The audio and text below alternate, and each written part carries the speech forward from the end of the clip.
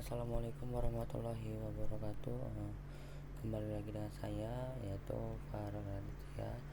Di sini kita akan melanjutkan laporan praktikum yaitu pada laporan praktikum lab 12 tentang klasifikasi. Di sini itu pemilihan dataset yang pertama. Jadi di sini itu saya itu memilih dataset yaitu bukan memilih, ini kan sesuai absen. Jadi saya kedapatan di e-commerce transaction data untuk topiknya, dan juga untuk algoritma saya diminta menggunakan algoritma random forest. Jadi di sini video head on itu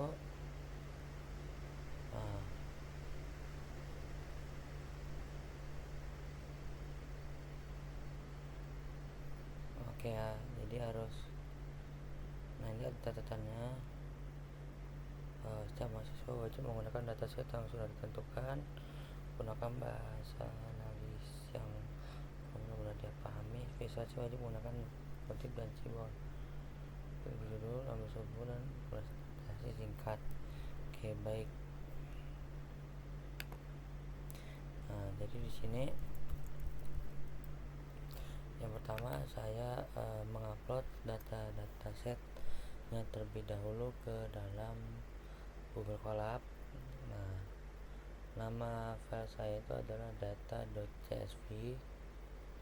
Lalu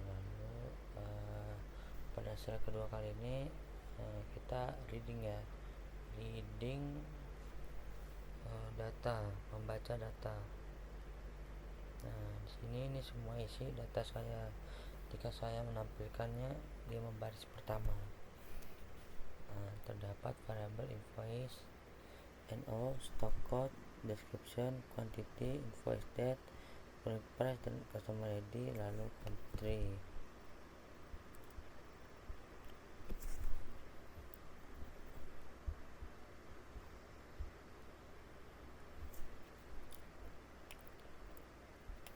Lalu di sini ada EDA, yaitu Exploratory Data Analysis. Di sini saya minta untuk saya memberikan informasi struktur dataset. Ini terdapat semua strukturnya.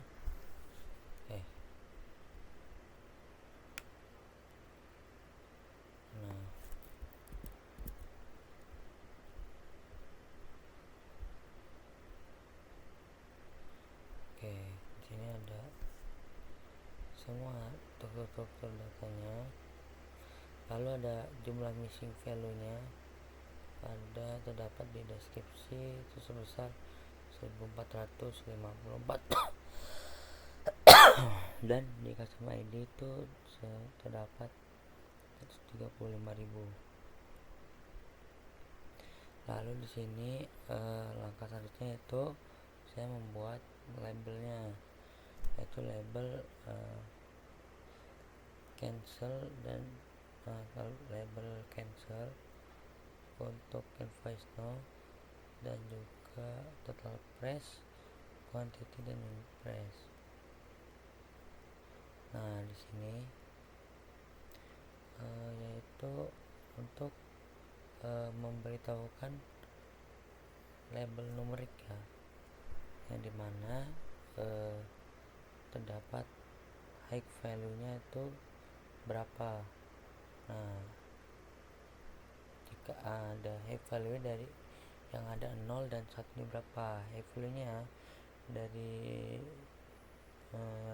yang kita ambil 3 itu tuh terdapat high value 0 dan 1. Jika 0 itu terhitung sebesar 199.000. Kalau yang 1 itu 198.812. Di sini saya mengambil input yaitu X dan Y. Untuk X nya saya mengambil features, dan Y nya saya mengambil high value.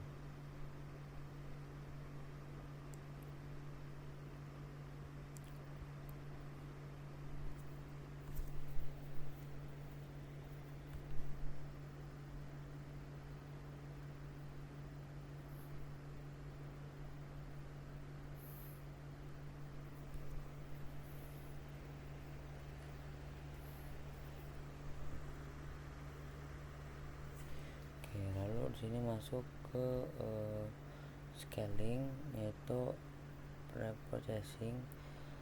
Nah, di sini untuk memberikan yaitu untuk memberikan sebuah label ke variabel, yaitu untuk yang numerik, yaitu ada quantity, unit price, dan customer ID. Itu untuk yang kategorik itu hanya country. Nah, lalu di sini saya membuat bagi pembagian, yaitu ada pembagian data untuk menjadi training set sebesar 40% dan testing set sebesar 20%. Nah, ini untuk dari fitur X dan Y nya ya.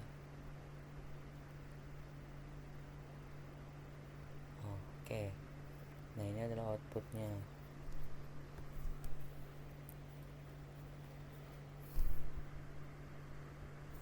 Lalu ada tahap 8, itu modeling dalam random forest atau pemodelan di dalam random forest. Nah, di sini itu kita memakai sebuah algoritma, yaitu random forest classifier. Nah, kenapa saya milih ini? Karena library ini adalah merupakan metode yang menggabungkan banyak decision tree melalui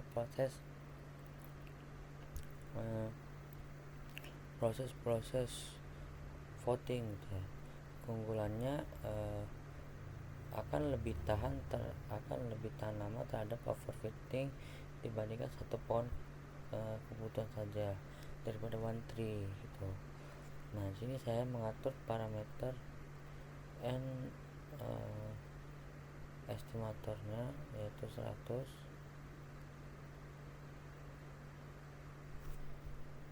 Lalu max tipnya 20, random set 42, dan n jobsnya itu min 1. Nah, yang gimana model ini akan dilatih menggunakan data training. Nah, akhirnya kebacalah akurasi random forest segini semua totalnya. Lalu di sini saya masuk ke tahap evaluasi model dan visualisasi. Oke, ini yang terakhir. Nah, di sini saya menampilkan sebuah grafik confusion max,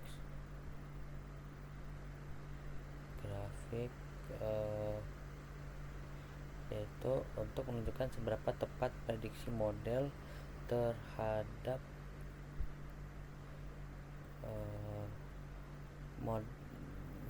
model lainnya ya. Nah, di sini ada warna biru gelap dan warna biru biasa. Untuk warna biru gelap itu menunjukkan jumlah prediksi yang benar. Nah, sedangkan yang tidak gelap itu untuk yang low, seperti itu.